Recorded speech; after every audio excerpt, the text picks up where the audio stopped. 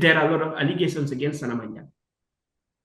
And now that, he's already in the state custody, I can say, it is now time for him to talk, to either prove to the people that he is innocent of all the accusations against him, or the court will determine whatever decision, it can make based on evidence and witnesses, that would be produced or presented before the court, and then the court will decide whether or not he is guilty. So the cases are different. Sana's own has to do with a lot of capital offenses, as alleged, by a lot of individuals. Yeah, that's what I wanted to put in context. Yeah, exactly. Whereas Baitulai's own, a mere audio message,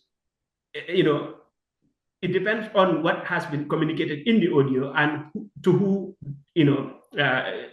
for instance, does the audio concern, or is it just somebody talking about politics? Is it just somebody trying to promote another interest group? Is it somebody who is trying to put up something through an ulterior motive? But again, like we said, we might know, to us only, let's say, like Baitulai could be engaged in a lot of activities, but then to us, we might only be privy to know a little about it, that is regarding the audios that he already produced and then spread it, for the public to get hold of it. But until now, like I said, officially, there has not been any public communication as to why he's been arrested or detained. Officially, no public. Okay, obviously there'll be some official transactions, but everything is within the hands of the security concern and the government concerned. So obviously, when the time comes, they will speak and everybody will know. Sanamanjang was allegedly engaged in burning, charcoal for survival, and also he had a bakery. So there was a lot of hype or rumors that, he could be in the forest for the wrong reasons and at the wrong time, possibly with some weapons. Do you, through your sources, come across such reports about his move from Guinea-Bissau to Casamas? What was he doing in Casamas? Well, he could have specific reasons why he moved from Bissau to Casamas.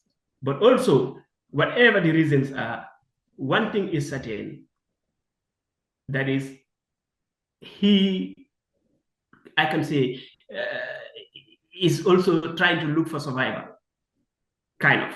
He's facing a lot of issues, of course, economic hardship, I can say, because he made mention of it, I think, in one of the audios that I listened to, that in fact, when they left, the team of junglers that he left together with, they left with Gambia's patrol vehicle.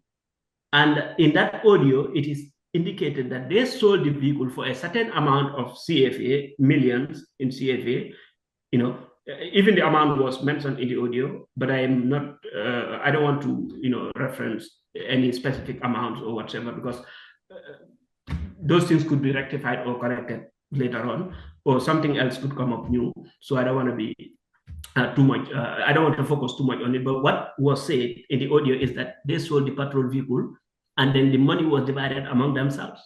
Each got some millions of CFA. And in the beginning, according to my sources, all of them stayed together in Guinea-Bissau, in an apartment, for instance. But after some time, they realized that cost of living was expensive, and they could not afford to pay for the rent and also survive, all together. So they decided to disperse. And when they dispersed, each found his way out.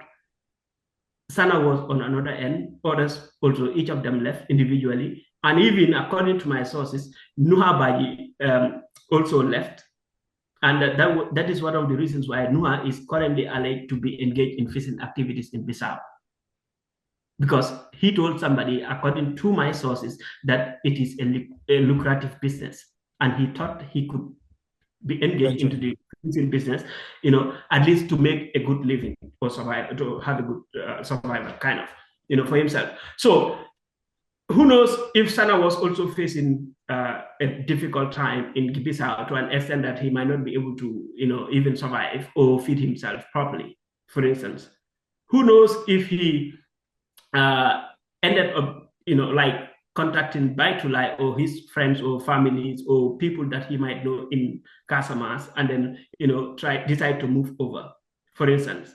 And then while he was in Casamas, he could obviously reconnect with Baitulai or his friends and family members or people that he know contacts, But also, we must not forget the fact that both Baitulai and Sana are loyalists of Yahya Jammeh. And anytime Yahya Jammeh wants anything or says anything, obviously the answer is yes, sir. They would really want to, listen to whatever Jammeh says. Whatever Jammeh, wants, of course, they will support him 100%. So it is evident that there is connection between Baitulai and Sana Manjang. And then Baitulai, all of a sudden, within the time, was captured by Senegalese security forces. And during that time, they realized Sana Manjang was also in Casamas, and that was why they had to alert Gambian authorities. So, like I said, in short, it is Jammeh's pronouncement that kind of prompted Gambia government to consult Senegalese government or security, to kind of quickly cite Sana Manjang and then get hold of him immediately, because nobody could predict whatever was going to come or whatever was going to happen. It doesn't matter whether he was surviving or not, or whether he's in the jungle or not. What is important here is he is a person of interest for the Gambia government, and obviously they will do everything to get him. Assan, no doubt your paper, Lamtoro News, has been covering consistently the security sector reforms from 2017 to date. A lot has been promised, but then the fact that the junglers have all scattered around, and few of them who came to the TRRC to make confessions and reveal how they masterminded or they played a role in the killings of certain individuals. But I mean, I'm sure you've come across sources who tell you that there are other junglers also lurking around the sub-region. I mean, speak to us about this. Well, thank you once again, Balde. I think this is evident. We have seen some junglers who already testified at the TRRC, and until now, the Gambia government is unable to get hold of many others. For instance, I can say the junglers are many, but it is not only the junglers that were engaged in gross human rights violations. We must not also forget some of the NIA officers. The Solo Sandeng case, you remember the NIA 9 trial. And also, there were other groups of officers within the NIA that have not also testified at the TRRC and are still outside.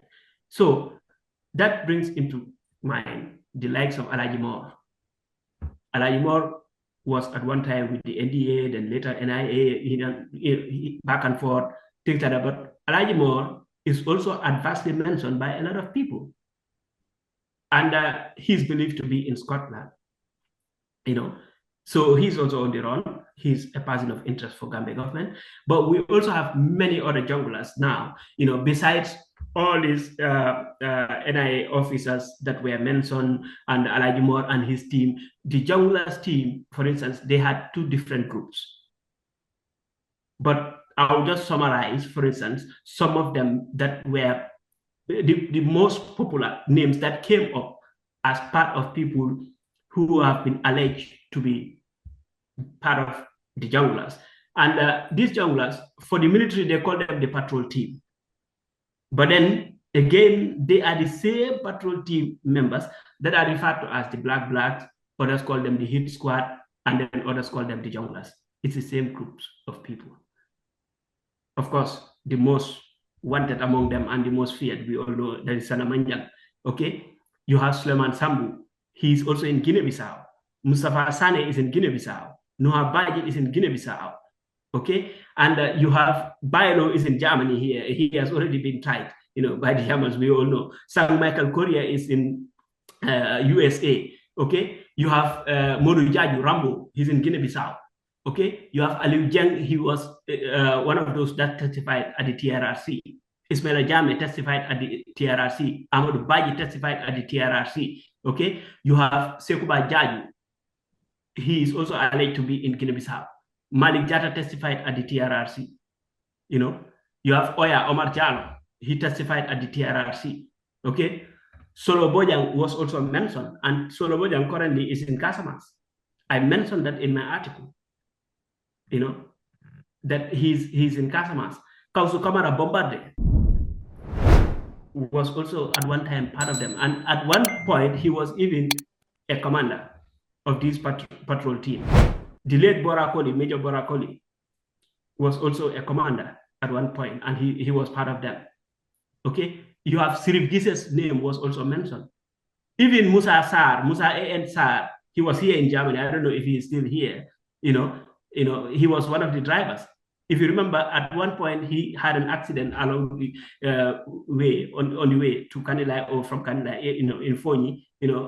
He had that accident with the vehicle, and then he left. And many other people.